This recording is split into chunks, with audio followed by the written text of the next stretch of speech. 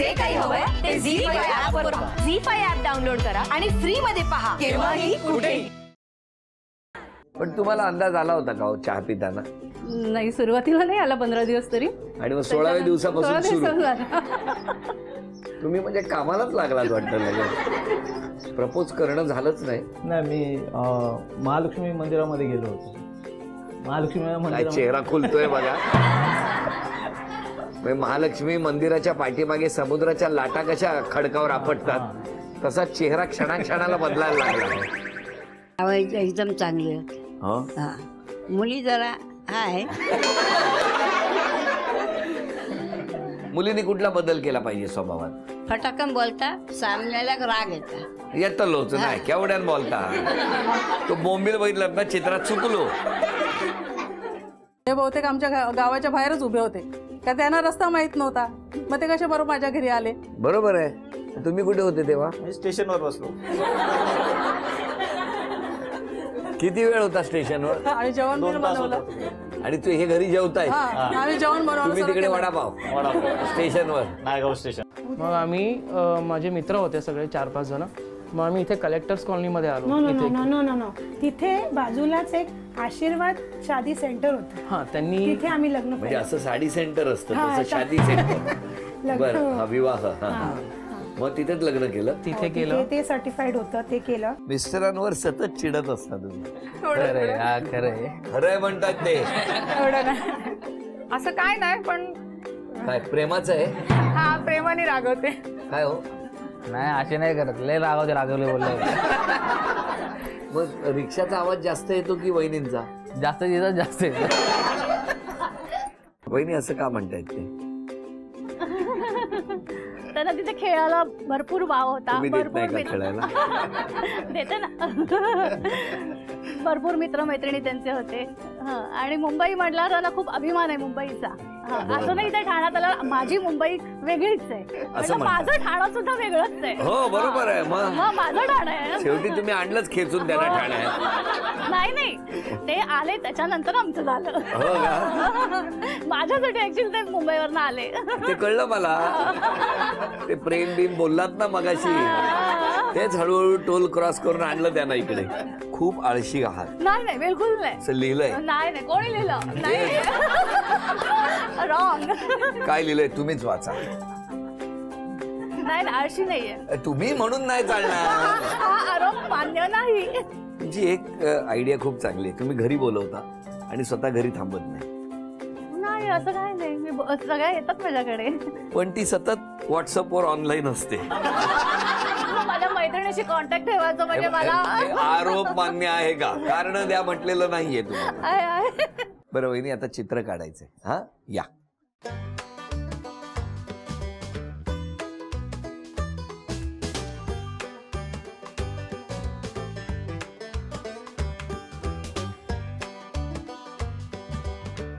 बोलायचं नाही, फक्त चित्र काढायचं. 10 9 8 7 6 5 4 3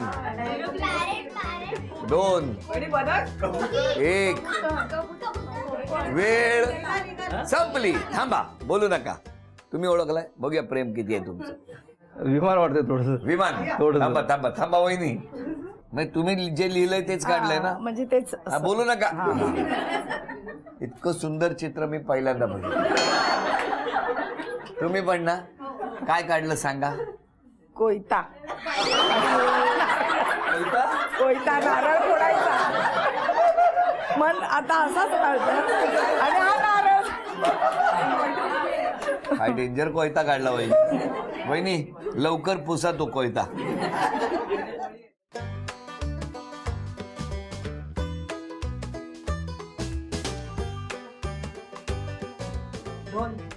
चला. 10 9 8 7 डोसा.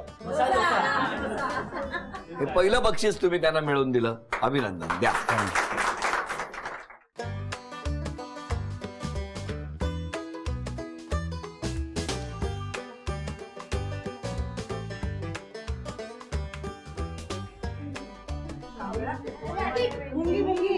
बोलायचं ही चिमणी मनमाडात तरी होती. माझा वाटतं 4 पंखावाला. तुला विचारतो बाळा, खरं सांगायचं तर मी बक्षीस द्यायचं की नाही ते ठरवणार, कारण लहान मुलं खरं बोलतात. अशी असते का ग चिमणी? तू इकडे उभी राहा, अशी इकडे उभी राहा, इकडे उभी राहा. हे घे पेन. 10 पैकी किती मार्क्स देणार खरं सांगा.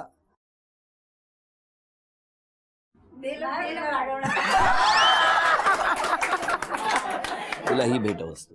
अभिनंदन. हा? आणि हे बक्षीस का सांगू?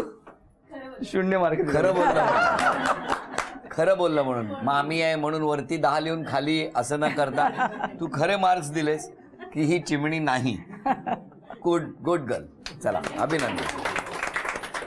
परत जर चिमणी काढाल तर तुम्हाला चिमणीची शपथ आहे. जेव्हा हे फिरायचे त्यावेळेला तुमच्यापैकी कोणी बघितलं नाही, त्यांना घरातल्याने पकडलं नाही? नाही, आम्ही पुरं सेटिंग होतं ना, आम्हाला बोलायचं ते लोक जाणार. तेव्हा तर फोन पण नव्हतं, मोबाईल पण नव्हतं. तुम्ही कुठे राहता आता? भांडूपलाच. तुम्ही पण सेटिंग केली? आम्ही माझी सेटिंग नाही नव्हती. पोरांचा अजिबात विषय काढत नाही. पोरांना नुसतं भांडवून सोडलंय. अरे तुझी पोरं तर का गॉड आहेत का? गॉड आहेत. अरे दॉड आहेत दॉड. नुसता वैताग दिलाय. दिवसभर घर डॉक्टर घेते ती, रात्री झोपायचं नाव बी घेणार. पोरगीची तर वेगळीच. का हो? दिवसभर झोपती आणि रात्रभर जागी असती. रात्रभर शी शू चालूच असतं. तू म्हणला अरे मला स्वतःला साफ करायला लागतं. तुम्हाला झोपेचं खोबरं झालंय माझ्या. अरे देवा. आणि एवढं सोपं नसतं पोरं जन्माला घालायचं. प्लॅनिंग नाही काय नाही. आणि अशी लोक पोरं जन्माला घालतात ना, त्याचा तर लई राग येतो बघ मला. बरोबरच आहे यांचं म्हणणं. आपण बी प्लॅनिंग करूनच पोर जन्माला घालायला पाहिजे होतं. त्या गुरुला अन्न पाणी जात नाहीये माहितीये शनया? होय मम्मा, मी जाऊन गॅरीला भेटून येते. अजिबात पुढे जायचं नाही. शनया, अगं मी भेटायला गेलो तर सारखा माझा बच्चा, माझी शनया एवढंच बोलत होता ग. हो का मम्मा, मी जाते गॅरीला भेटायला. अजिबात पुढे जायचं नाही. गप्पी बिते बस. हा काय म्हणजे घरात कोणी आलं होतं का? गुरु तर एकटा आहे घरामध्ये. गुरु गुरु काय झालं? गुरु राधिका, काय झोपेच्या गोळ्या आणि सगळ्या खाल्ल्या. गुरु डोळे उघडा. उठा ना. जरा जपू ना. सरकारी नोकर आहे तो. त्याला काही झालं ना तर केवढ्याला पडेल तुला माहित नाही. आव आव घ्या पाणी.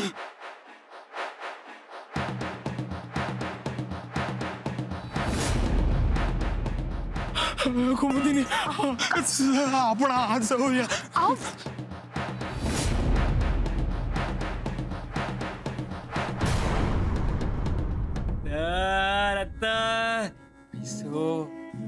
माझो पैसो.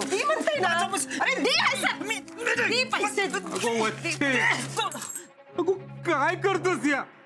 पैसे अण्णा जाईल तेव्हा त्याच्या मड्यावर टाकू उपयोगी पडतील. पण राज्याभिषेक करणार कोण? दुसरं कोण? गागाभट्ट. आणि त्यांना आणायला जाणार कोण? आपल्या अनाजी पंतासनी पाठवा. नाही नको, अनाजी पंतांना त्यांना लांबच ठेवूया. शिवाय वेगानं जाणारा माणूस हवा. हुशार, निष्ठावंत, विश्वासू हवा. हाय एक माणूस आहे. कोण?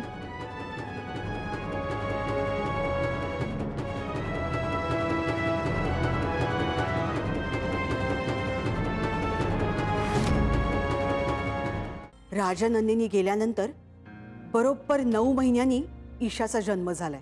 कोणाचा जन्म? ईशा, तू तयार नाही झालीस अजून? मला नाही आवडत होळी खेळायला. मी लहानपणापासून एकदाही होळी खेळले नाहीये.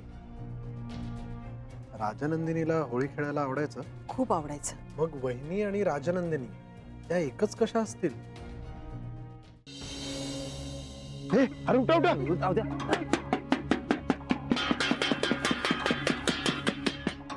आता बार काढलाच पाहिजे, नाहीतर वर्षभराची मेहनत जायची शेतकऱ्याची. पण ते शिकार करणं म्हणजे जरा राणादा. आता आपण काय हाऊस म्हणून करतोय वे? सगळ्यांची पिकं वाचवाय झाली. तर आपल्याला बार काढायलाच लागणार. बापू उडवू देत की बार, आचारसंहितेत गावली तर बरंच आहे की.